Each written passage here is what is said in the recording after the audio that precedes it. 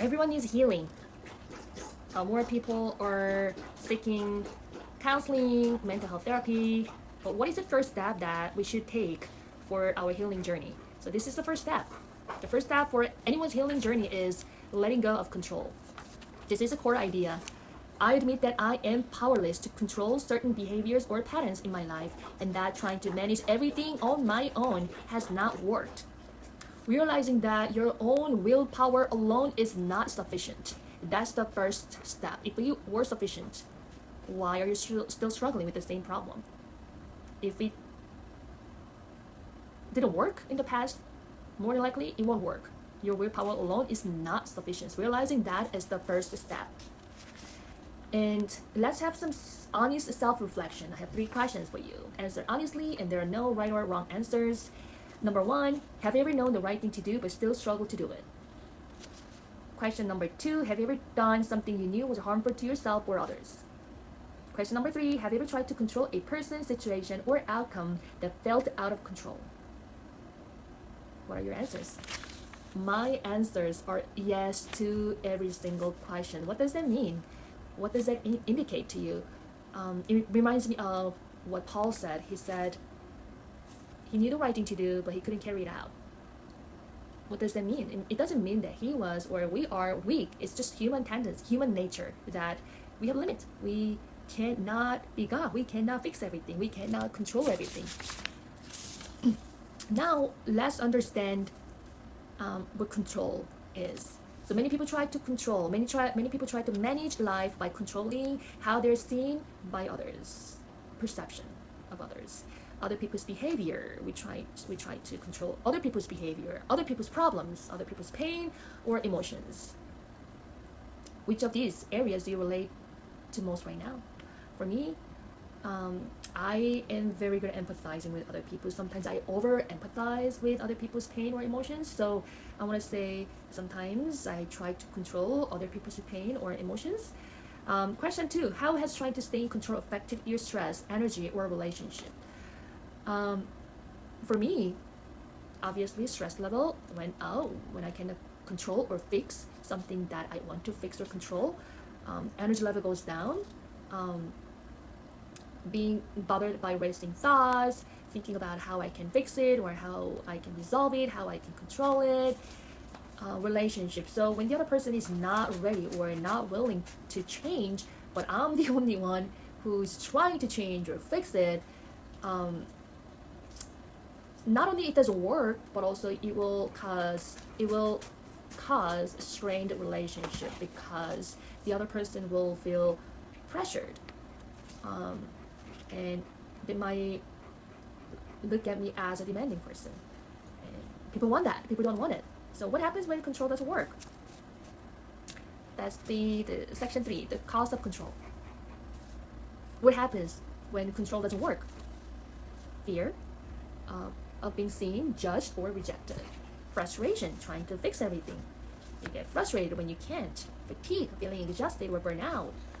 Failure, feeling disappointed in yourself that I couldn't fix it, didn't work, maybe I didn't do a good job, I'm not good enough. Which of these have you experienced? How have they shown up in your life? For me, fatigue. It requires a lot of energy when you try to fix something that you cannot control. The answer is we can only do what we can do. I can only do what I can do. You can only do what you can do. So when you try to do something beyond what you can do, that becomes a problem. So powerlessness does not mean weakness. This is very important, especially men.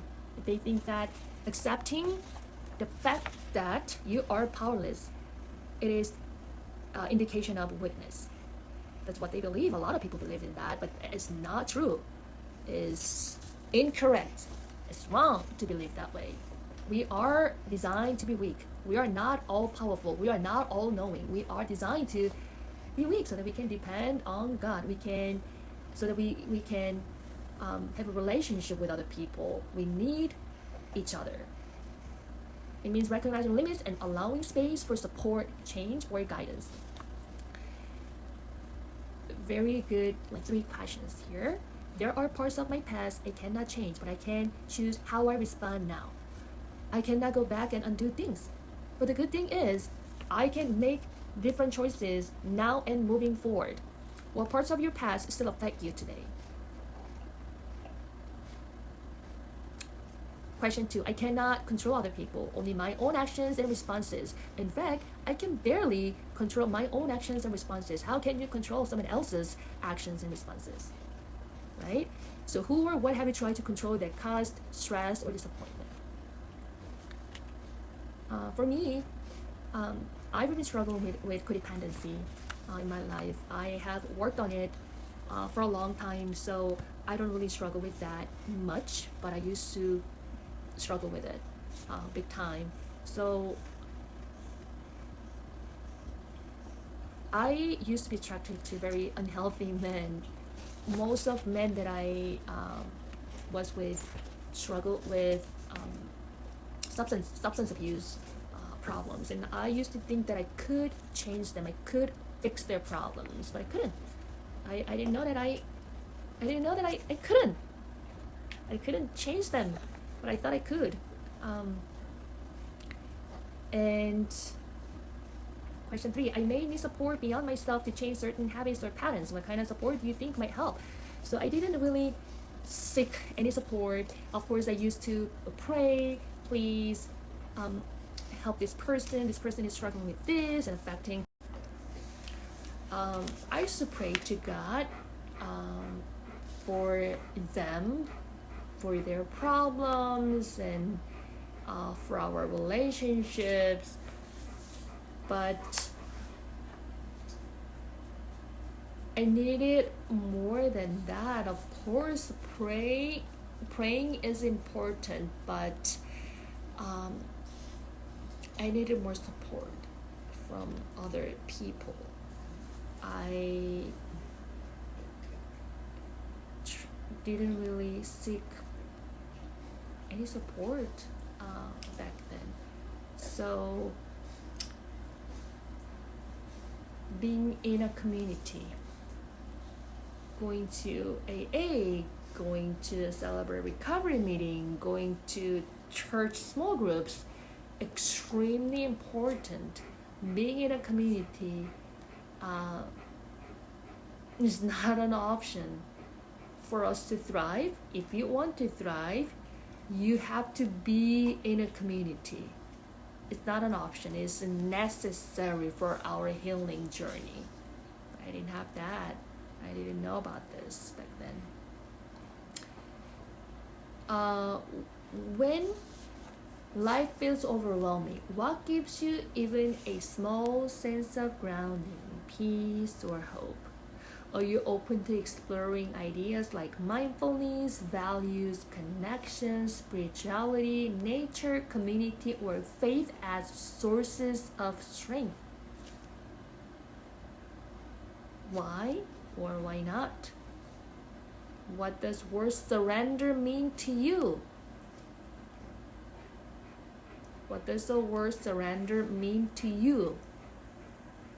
Some people find wisdom or comfort in spiritual or philosophical readings.